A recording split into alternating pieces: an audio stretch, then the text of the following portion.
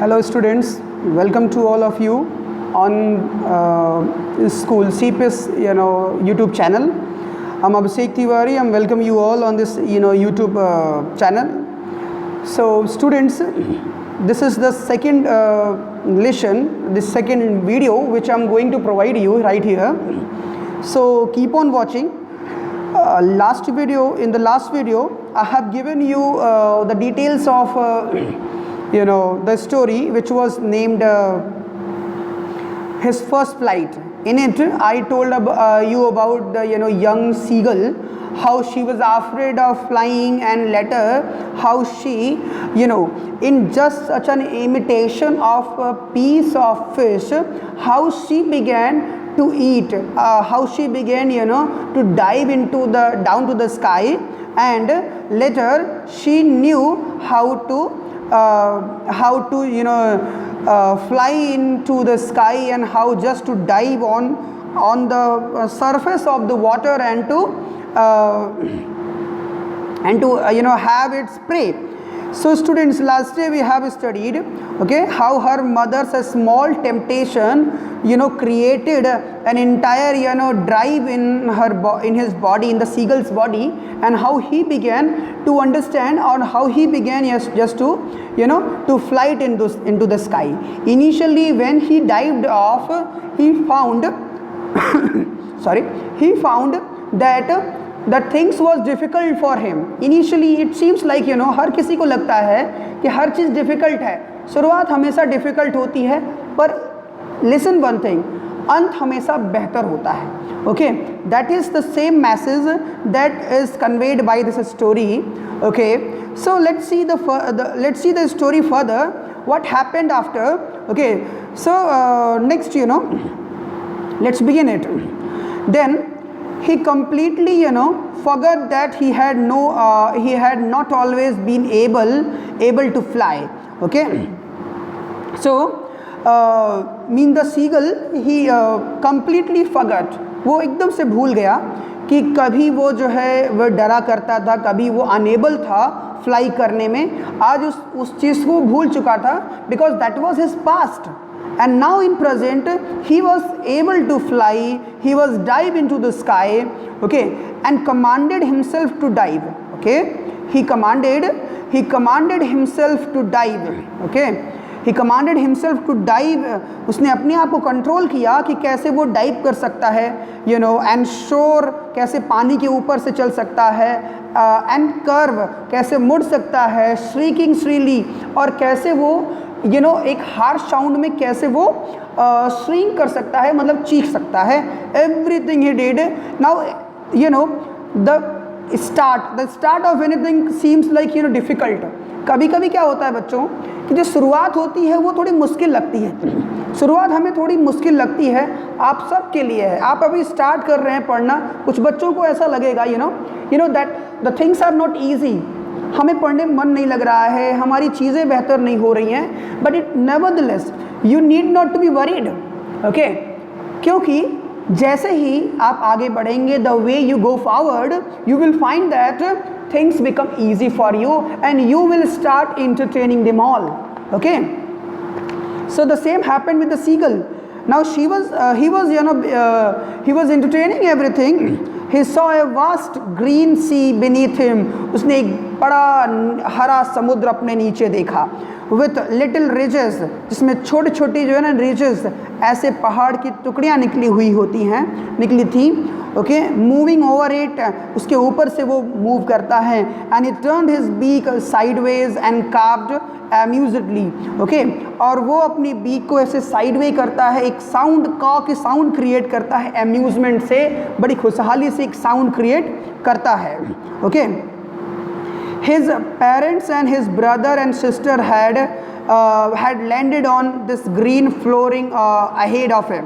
उसके जो पेरेंट होते हैं, उसके ब्रदर्स, वो दोनों और सिस्टर्स सब कोई उसके आगे उस हरे समुद्र के ऊपर लैंड करते हैं.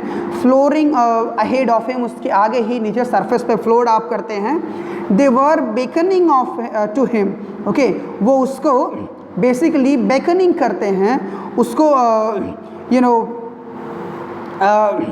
उसको एंटरटेन करते हैं, इम्पल्स करते हैं ऐसा करने के लिए, कॉलिंग श्रीली, जोर से चीखते हैं। He dropped his legs to stand on the green sea, वो क्या करता है, वो भी he dropped his legs to stand on the green sea, उस नीले हरे समुद्र के ऊपर उतरने के लिए अपने पैर नीचे जो है करता है उस नीले समुद्र पे, हरे समुद्र पे।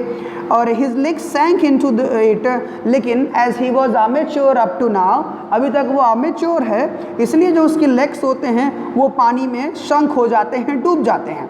Okay, sunk into it, he screamed with fright and attempted to rise again, flapping his wings। और वो स्क्रीम, वो चीखता है फ्राइट से, डर से। पहली बार उसने ये लैंड किया था पानी पे, तो वो चीखता है डर के मारे, fright and attempted to rise again, दोबारा प्रयास करता है ऊपर उठने के लिए, उड़ने के लिए प्रयास करता है। अगेन फ्लैपिंग हिज विंग्स, अपने पंखों को फड़फड़ाते हुए। But he was tired and weak with hunger and he could not rise, but he was tired, वो बहुत थक चुका था।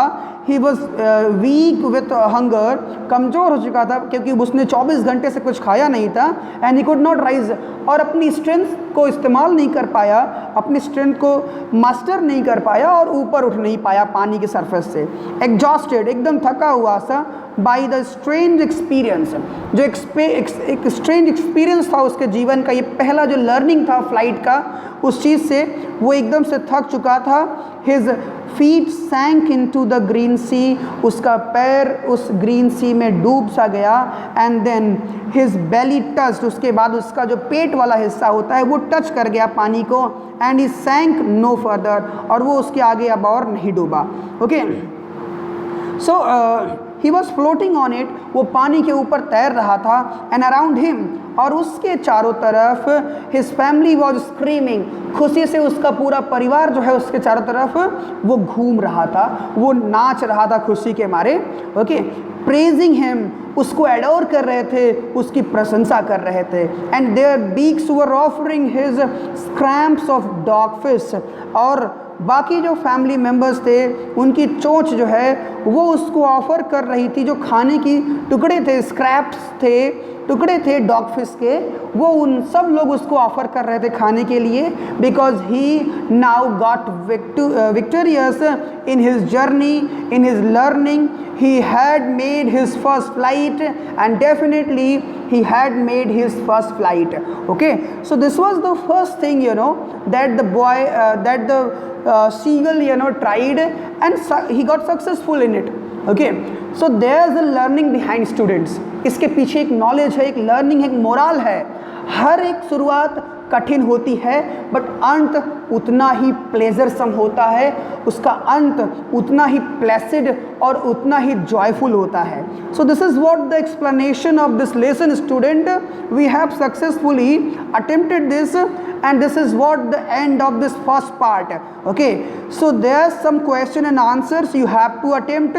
आप इनके क्वेश्चन एंड आंसर्स को करेंगे, करने के बाद स्टूडेंट्स आप इनको विद इन ड्यू जो आपको प्रोवाइड किया गया है 2 बजे से लेकर 3 बजे तक, with in 2 hours to 2 o'clock to 3 o'clock आपको वीडियो शेयर करने हैं, आपको क्वेश्चन आंसर शेयर करने हैं, आपकी क्वेरीज भी वहीं बताई जाएगी। इसके अलावा आप जो है बच्चे उसको आप नहीं पूछेंगे। ओके, स्ट्रिक्टली मैं आपसे ऐसा क्यों कह रहा हूँ, क्योंकि this would be unfruitful for other students, क्योंकि 2 से 3 और 3 से 4 के बीच में और भी लेक्चर्स होंगी, वो बच्चे डिस्टर्ब होंगे। Therefore I am telling you and you would not get answer. तो कोशिश करिए, क्वेश्चन आंसर करिए और उसी बीच में आप आंसर दीजिए। आपकी जो लेक्चर है ये आज और कल, मतलब कि जो वेंसडे और थर्सडे 2 दिन जो है ना, मंडे और वेंसडे 2 दिन चलेगी। इसके बाद आपका टर्म ख़त्म हो जाएगा। फिर थर्सडे, फ्राइडे, सैटरडे आपको इंग्लिश की क्लासेस नहीं मिलेंगे स्टूडेंट्स। फिर आपको सोशल क्लासेस मिलेंगी। इंग्लिश अब नेक्स्ट वीक के मंडे, ट्यूसडे, वेडनेसडे मिलेगा। थर्सडे, फ्राइडे, सैटरडे जो है आपको सोशल और बाकी और क्लासेस भी रन करेंगे। This is what the information that I would like to produce you. Okay students, till then you enjoy yourself and keep studying. This is the rage of studying.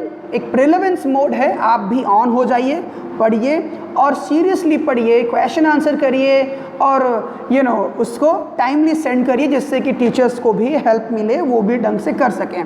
ठीक है, तो जब तक ये चीज़ें चल रही हैं, पैंडेमिक है कोरोना का, तब तक आप ऐसे ही पढ़ेंगे and keep on just studying and endeavoring your attempt. Okay students, till then, thank you very much, enjoy yourself, have a good day.